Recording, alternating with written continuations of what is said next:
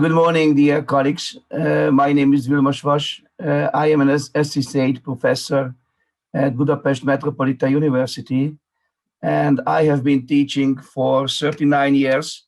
And basically, I have been teaching for this university for 7 years, teach project-based social studies courses in this presentation.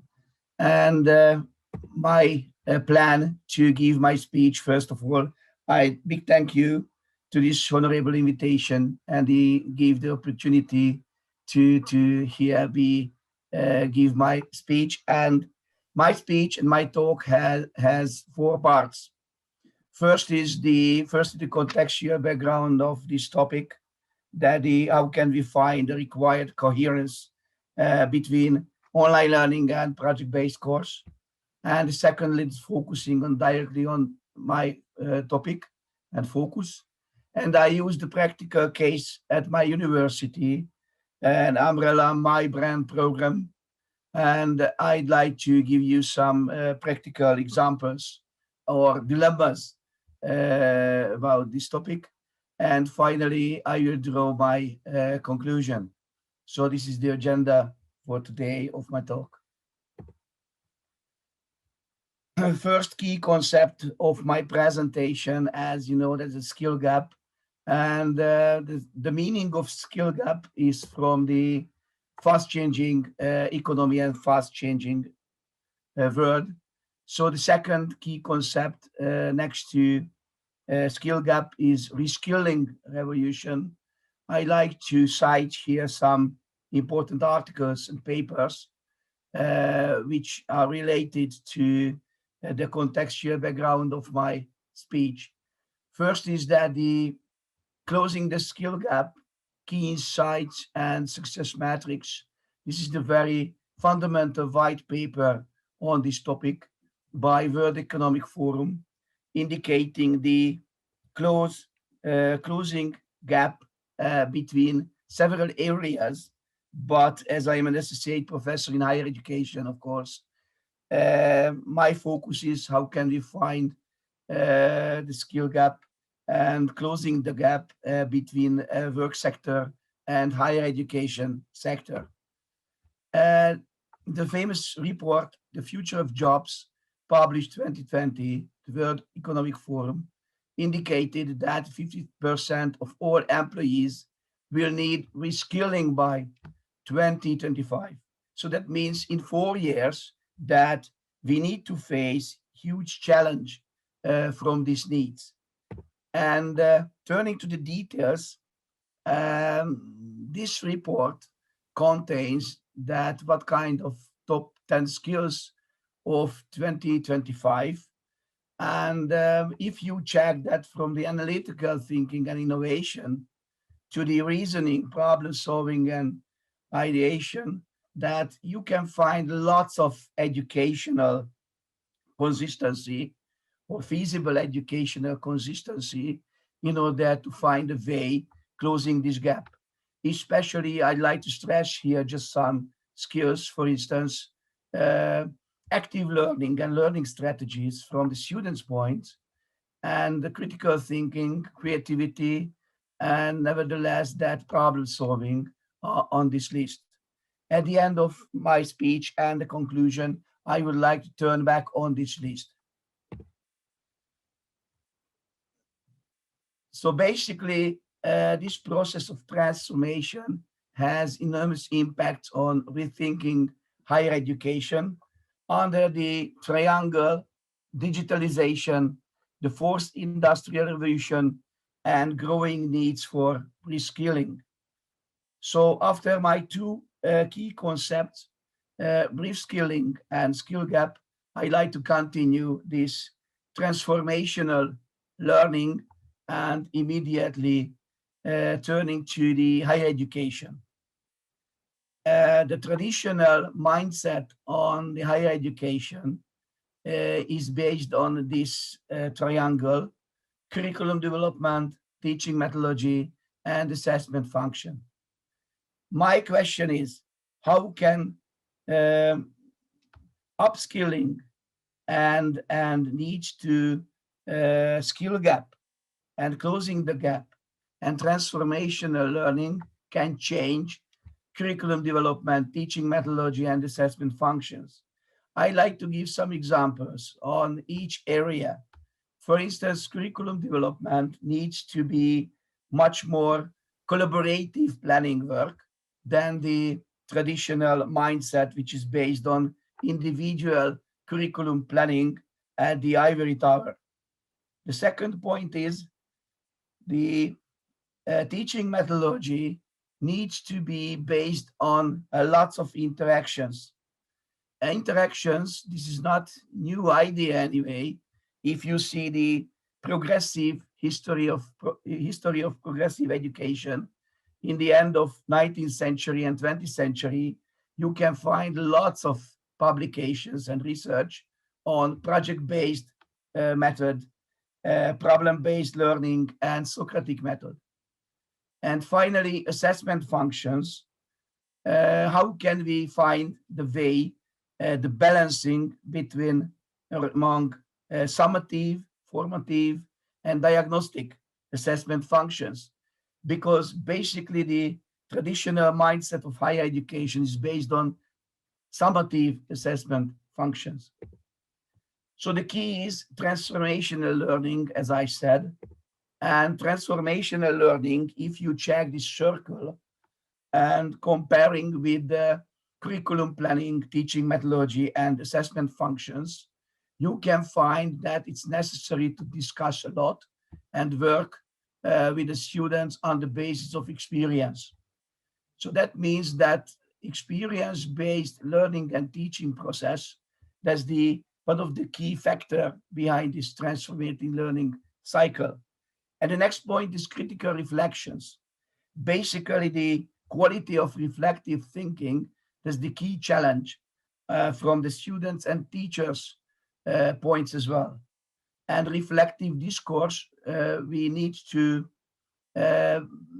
based on not just the critical thinking, but lots of feedbacks, collaborative, ongoing feedbacks in order to strengthen the reflective culture inside and outside the classroom. And finally, the action-based process. If you add these 4 points, it's quite clear that the project-based method and project-based learning, it's one of the potential toolkit in order to solve these problems or face the challenges.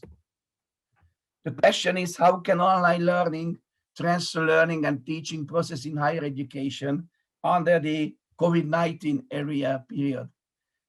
Because we need to put these challenges on the online arena there. I like to recommend you the new triangle here, because the first triangle is based on digitalization, forced industrial revolution, and growing needs for upskilling. The higher education relevant triangle is based on digital mindset, online methodology, and technology innovation. As you know, that the traditional mindset, which characterized by me some points in higher education, is absolutely different to digital mindset. Digital mindset, not just based on methodology and technology. Digital mindset, it's an absolutely new way and new vision of learning and teaching process in this case. Of course, we use several times Zoom and any other platforms on learning strategies and teaching methodologies, but without mindset, without student, learner, and learner-centered mindset, it's very difficult to transform on this area. And online methodology, we use a lot of functions of Zoom, for instance, raise hand or ask question, or organizing breakout rooms, or use Miro or any other platforms in order to focus on interactions on online learning and teaching process as well. And finally, technology innovation, which is really fast process. how can we imagine or we will have any vision? How can we see technology innovation in 4 years when the upskilling deadline is starting? I like to put here some required balancing process in order to find a way, the coherency between online learning and project-based education. From the cognitive psychological point, if you see that traditionally, cognitive psychology has viewed the human mind as a general information processing device. In the 21st century, that's a really huge challenge in order to find and navigate in this information jungle. But the problem is the traditional way and traditional mindset in higher education is based on focusing on declarative knowledge and just recording and reproductive way of information. What about procedural knowledge? What about understanding and application of knowledge? That's the really not just a theoretical or poetic question. So some phenomenon coheres between online learning and project-based courses here. For instance, it's a clear way that required balance between declarative and procedural knowledge. Of course, there's lots of universities just focus on declarative knowledge and fighting with the procedural knowledge, but vice versa from the international arena, as I know, from the international trends, the vice versa, that how can we find a balance focusing on procedural knowledge and what about declarative knowledge?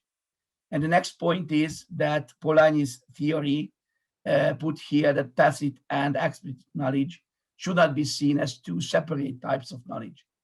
So it's much more comprehensive and holistic view of these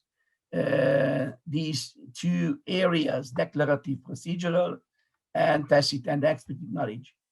In my point, anyway, I strongly believe that project-based education can find this required balance between these areas. And finally, turning to the practical case, here is Budapest Metropolitan University. It's the biggest private university in Budapest. As this is the private university, of course, that our strategy is based on transformational learning, creative university, and closing the gap between market and higher education sector. So on this context, we started this strategy implemented, that my brand strategy is focused on learner and learning centered process. And each student at the end of the bachelor or master training, they need to save their brand, my brand-based portfolio at the end of the training. So my brand is a brand building to the students with the teachers, mentoring and tutoring help. That's the competency-based process, and based on 3 key concepts which I mentioned, that skill gap, upskilling, and transformational learning. Some examples. For instance, that redesigning curricula, we work for 3 years in order to find a new way for curriculum planning, which is based on competency-based vision, learning outcomes, and revised Bloom taxonomy. And the mindset that's the teaching for learning and not teaching for teaching. So that was the most difficult in order to change the teacher's mindset to students and learners and learning-centered mindset. And the online tutoring, that was very popular last year. We organized some special trainings to the students for mind making, and the teachers as well, the Teachers Club, Teachers Day, for instance, assessment, formative assessment. Assessment for learning was one of the most important and popular topic at the university. So that's the combination between the previous triangle: curriculum development, teaching methodology, and assessment function. And turning to the next challenges, the next year challenges, that collaborative professionalism, we need to move forward to this area, because individual professionalism is not enough. If I increase the competencies of just one teacher or the critical mass of the teachers, sometimes on the basis of the implementation research, this is not so effective way in order to implement new program. So collaborative professionalism, as Hargreaves and O'Connor stated, that how people collaborate more professionally, and also how they work as a profession in a more collaborative way. The key challenge is based on intrinsic motivation, especially the online arena, online learning from the students and teachers' point as well. And one of the key issues is that mapping prior knowledge of the students and teachers as well, in order to map their vision, experience, values about knowledge, learning, upskilling, and any other areas. That's the important starting point to move forward for this implementation. So turning back to my conclusion, these top 10 skills, you can find some challenges in higher education as well, especially active learning and learning strategies, because we need to focus on this area on my BAM program, and creativity, originality, and critical thinking, because these areas can close the gap between skill gap and between the traditional mindset of higher education. And finally, of course, that technology use and technology design, it's really a good opportunity in this COVID-19 area in order to find a way, this balance. So curriculum development, teaching methodology, and assessment functions, that's new challenges the next year, that how can we find flexibility of curriculum development? How can we tailoring the standards to the students?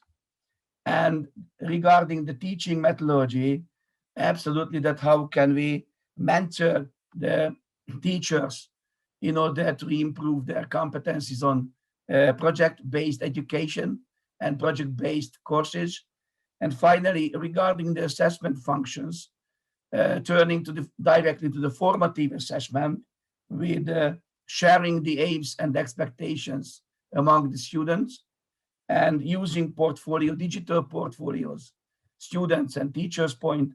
And finally, how can we use rubrics in order to follow the progression? My final conclusion, how big surprise that John Dewey, that the most important attitude that can be formed is that of desire to go on learning. Thank you very much for your attention, and I am waiting for your questions.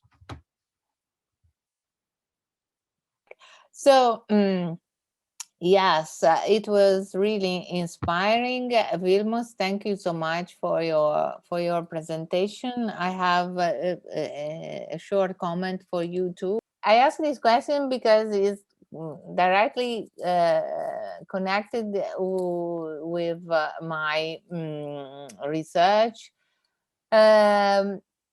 And as you said, problem solving, certain cross-sectional skills should be supported and introduced in the curricula. So my question is, what do you think is the key word? Really the concept that could synthesize and summarize the need for cooperation between corporate and university higher education in order to support this kind of change of perspective, first of all, in curricula design. So first, that's the key word. That's not just cooperation, but lots of workshops, discussion First is discussion. That's the key word for me. That they discuss together in order to know each other, and in order to know each other's needs, and the traditional view of developing skills, for instance. And after, on the basis of the discussion, and my second keyword is trust, discussion and trust. And after that, that's the fundamental level for collaboration. And on the basis of this discussion, we need to create the standards, competency standards or competency metrics. Metrics is the better word, because competency metrics, that means that this is the standard for curriculum development at each subject area at different departments. Because my last keyword is transdisciplinarity, because transdisciplinarity can find a balance between those areas which I emphasize at my lecture. Yeah, I perfectly agree with you completely. Discussion and participation, share of sharing, the objectives, and as you said, the identification of certain metrics. So I've been working for many years on the possibility to assess and evaluate critical thinking skills. It's a very difficult area, but it's there's the key to solve this kind of problems, educational problems. Thank you so much, Vilmos, and please to have to ask for other questions to our speakers, Dalila and Vilmos. I would ask both of you the role of language and communication skills. Of course, Dalila tells us about English, in particular English language teaching and learning. But besides the foreign language or the English language teaching and learning, I mean, language and communication skills. So the way we use language, how do you think this has an impact on the development of other cross-sectional skills? So my question is there a relation between language skills, so use of the language skills, and the development of other kind of skills? Who you start? Whoever, you know, Vilmos, maybe you can Vilmos and start. Dalila. Yes. So Dalila, would you like to start? Yeah, Dalila, please. Yeah. Okay, yes. Well, that's what I'm like trying. I really liked Vilmos, I really liked your presentation. Actually, that is something we can actually incorporate both of our presentations into one. We want to raise awareness of the skills that are necessary for any profession. So I really liked it. And as well, I also like this My Brand that you mentioned. I actually was looking for something, let's say, for my students and something like that, but I didn't know how to name it. Portfolio, as you said, so something that they would develop through their entire period of their education, so when they finish they have something for themselves. So this is great that you're doing this.